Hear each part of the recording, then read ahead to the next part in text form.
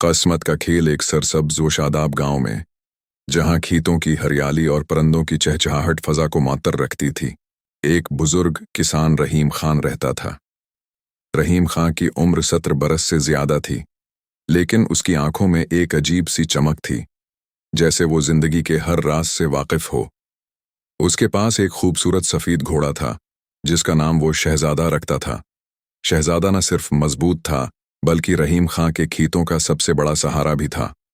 वो सुबह सवेरे उठता, शहजादे को तैयार करता और दोनों मिलकर खीतों में दिन भर मेहनत करते।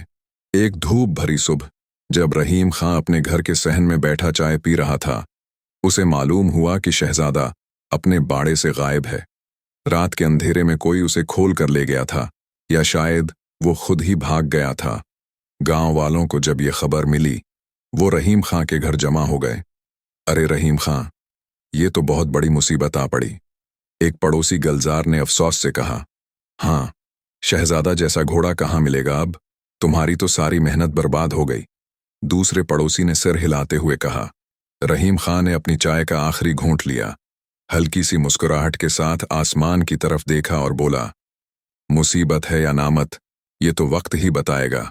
गांव वालों को उसका ये जवाब अजीब लगा।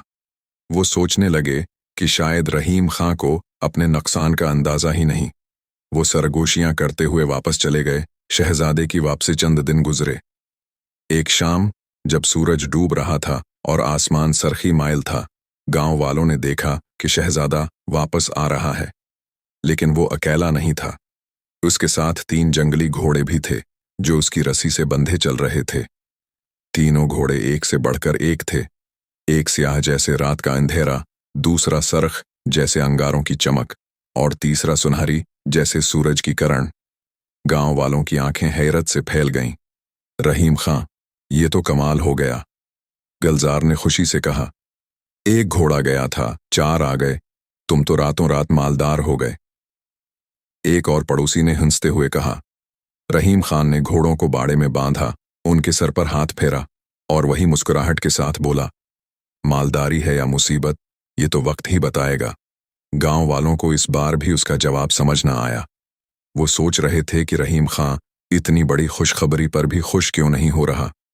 बेटे का हादसा। रहीम खां का इकलौता बेटा इस्लम, जो 20 बरस का एक चाक व चौबंद नौजवान था, घोड़ों को देखकर बहुत परजुश हुआ। उसने फैसला किया कि वो जंगली घोड़ों को सुधाएगा ताकि वो भी खीतों में काम आ सकें।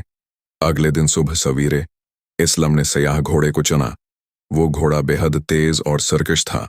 इस्लम ने उसकी पीठ पर छलांग लगाई, लेकिन घोड़े ने उसे जोर से झटका दिया। इस्लम जमीन पर गिरा और उसकी दाएं टांग बुरी तरह जख्मी हो गई। गांव के हकीम ने देखा तो बताया कि टांग टूट गई है और इस्लम को कई माह आराम करना पड़ेगा। गांव वाले फिर रहीम खां के घर जमा हो गए। अरे रहीम खां, ये तो बहुत बड़ी बदकिस्मती है, इस्लम जैसा जवान अब कैसे काम करेगा?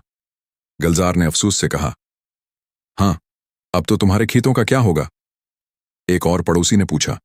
रहीम खां ने अपने बेटे के सिर पर हाथ रखा, एक गहरी सांस ली और कहा, बदकिस्मती है या हिकमत, ये तो वक्त ही बताएगा। गांव वालों को इस बार रहीम खां का सब्र देखकर गुस्सा आने लगा। वो सोच रहे थे कि ये बूढ़ा अपने बेटे के जख्मी होने पर भी क्यों इतना पुरस्कून है। जंग का ऐलान कुछ हफ्ते गुजरे। एक दिन गांव में हलचल मच गई। बादशाह ने पड़ोसी मुल्क से जंग छेड़ दी थी और उसने हुक्म दिया कि हर गांव से सेहतमंद नौजवानों को फौज में भर्ती किया जाए। गांव के तमाम जवान लड़कों को फौज के कैंप में ले जाया गया। माँ बाप रो रहे थे, क्योंकि जंग बहुत खतरनाक थी और बहुत से जवानों के वापस आने की उम्मीद कम थी। लेकिन असलम, जो अभी तक अपनी टूटे हुए टांग की वजह से बस्तर पर था, को फौज में नहीं ले जाया गया। गांव वाले रहीम खां के घर आए। रहीम खां, तुम तो बहुत खुश नसीब निकले, गलजार ने कहा। हर घर का जवान जंग में जा रहा है, लेकिन तुम्हारा इस्लम घर पर महफूज है। ये तो अल्लाह की बड़ी रहमत है।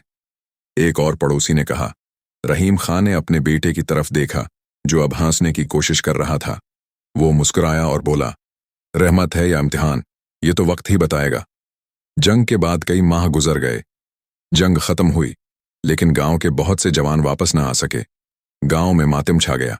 जिन जवानों ने गांव वालों को जंग के किस्से सुनाए, उन्होंने बताया कि जंग कितनी खौफनाक थी।